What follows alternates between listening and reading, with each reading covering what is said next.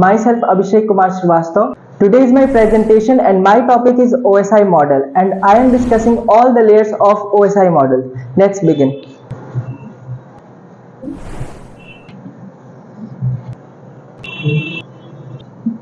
ये हमारे लेयर्स हैं। अब सबसे पहले हम इस पे डिस्कस करेंगे कि OSI मॉडल क्या होता है। तो OSI मॉडल जो होता है उसका फुल फॉर्म होता है OSI का ओपन सिस्टम इंटरकनेक्शन। इसको रेफरेंस मॉडल भी कहते हैं। तो ये कहां से आया? तो इसे ISO ने डेवलप किया था 1984 में। OSI मॉडल जो ISO होता है उसका फुल फॉर्म होता है इंटरनेशनल स्टैंडर्ड ऑर्गेनाइजेशन। तो ये उसके कुछ लेयर है जो कि इनका खुद का कुछ अपना काम होता है। तो आज हम उसको डिस्कस करेंगे कि इन सारे लेयर्स का खुद में क्या काम होता है। सबसे पहले हम एप्लीकेशन लेयर के बारे में डिस्कस करते हैं। एप्लीकेशन लेयर क्या होता है? तो OSI का सबसे टॉपेस्ट मॉडल होता है हमारा एप्लीकेशन लेयर।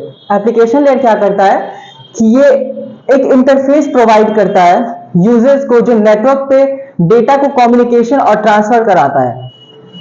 एप्लीकेशन लेयर में एक ये भी काम है कि वो जो कम्युनिकेट किए हुए मैसेज डेटा है उसको मैसेज के रूप में वो एक्सेप्ट करता है और उसको एक अंडरस्टैंडेबल फॉर्मेट में कन्वर्ट करके उसको प्रेजेंटेशन लेयर पे ट्रांसमिट करता है। ये तो हमारा एप्लीकेशन लेयर। सेकंड हमारा है ये प्रेजेंटेशन लेयर। प्रेजेंटेशन लेयर को हम ट्रांसलेशन लेयर भी कहते हैं।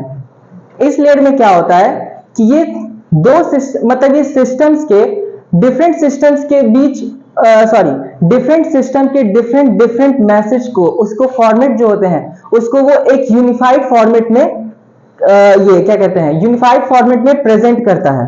ठीक, इसके कुछ फंक्शंस होते हैं। और एक और चीज, ये इसको हम लोग सिंटेक्स करेक्शन भी कहते हैं, सिंटेक्स लेयर भी कहते हैं। ये क्या करता है कि सिंटेक्स लेयर जो होता है उसको हम जितने भी हमारे को प्रेजेंटेशन में जो भी डेटा होते हैं उसके सिंटेक्स को ये मेंटेन करता है।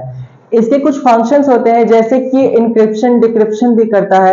एक तो बताया कि ये ट्रांसलेशन लेयर भी होता है। एक और है जिसका मेजर फंक्शन है वो ये है कि ये कंप्रेशन भी करता है। कंप्रेशन क्यों करता है? क्योंकि ये जो भी हमारे मतलब कि जो डेटाज होंगे उसके साइज को ये रिड्यूस करता है। थर्ड है हमारा सेशन लेयर। सेशन लेयर क्या करता है? सेशन लेयर जो होता है वो कंप्यूटर्स के बीच कम्युनिकेशन के लिए मैनेज करता है। और इस अदर वर्ड में कहें तो सेशन लेयर जो होता है वो दो डिवाइसेस या होस्ट के बीच सेशन प्रोवाइड करता है कम्युनिकेट करने के लिए। इसका प्राइमरी फंक्शन ये होता है कि ये ओवरसी करता है कि how the connection of established, maintain and terminate by two host. जो हमारा ट्रांसपोर्ट लेयर होता है वो डेस्टिनेशन पे हमारे जो भी मैसेज होते हैं उसको प्रॉपर सीक्वेंस में पहुंचाने का काम करता है। इसका एक जो फंक्शन है वो ये होता है कि ये डेटास को, जो भी पैकेट्स होते हैं उसको एक कंप्यूटर से दूसरे कंप्यूटर में पहुंचाने का काम करता है। ये जो ट्रांसपोर्ट लेयर होता है वो फ्लो कंट्रोल और एरर कंट्रोल पे परफॉर्म करता है। नेक्स्ट हमारा है नेटवर्क लेयर। नेटवर्क लेयर क्या करता है कि अगर हमारा कोई भी डिवाइस जो है अगर वो किसी डेटा को एक्सेप्ट नहीं करता है तो नेटवर्क लेयर क्या करता है कि उस डेटा को छोटे छोटे पैकेट्स में ब्रेक करता है और उसे आगे मतलब उसके आगे वो उसको सेंड करता है। और ये काम हमारा नेटवर्क लेयर करता है। इसको हम पैकेट यूनिट भी कहते हैं। ठीक, इसका जो नेक्स्ट हमारा टॉपिक है वो है data link layer. Data link layer जो होता है वो OSI का सेकंड मॉडल होता है। ठीक, ये क्या करता है कि किसी जो भी डेटा नेटवर्क लेयर से आते हैं उसको ये इनकोड करता है और डिकोड करता है और ये भी चेक करता है कि इस लेयर में मतलब इसमें जो भी पैकेट से डेटा है उसमें कुछ गड़बड़ तो नहीं है। जो हमारा नेक्स्ट लेयर है वो है फिजिकल लेयर। फिजिकल लेयर क्या करता है? ये मेनली फिजिकल कनेक्शन बनाता है कि जो हमारा डेटा जो भी आया है वो दूसरी तरफ किसके थ्रू जाएगा। और ये क्या करता है?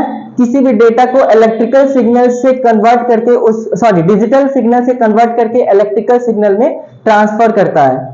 Thank you.